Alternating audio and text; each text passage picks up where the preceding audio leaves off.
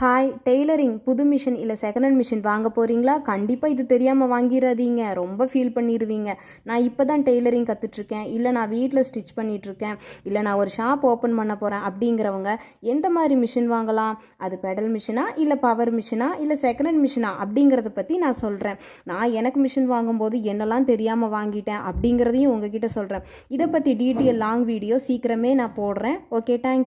Hi tailoring புது machine இல்லை second hand machine வாங்க போகிறீங்களா? கண்டிப்பாக இது தெரியாமல் வாங்கிடாதீங்க. ரொம்ப ஃபீல் பண்ணிடுவீங்க.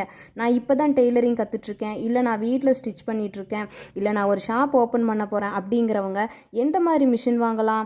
அது பெடல் மிஷினா, இல்லை பவர் மிஷினா, இல்லை செகண்ட் ஹேண்ட் மிஷினா அப்படிங்கிறத பற்றி நான் சொல்கிறேன்.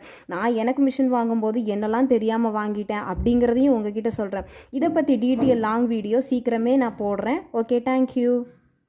ஹாய் டெய்லரிங் புது மிஷின் இல்லை செகண்ட் ஹேண்ட் மிஷின் வாங்க போகிறீங்களா? கண்டிப்பாக இது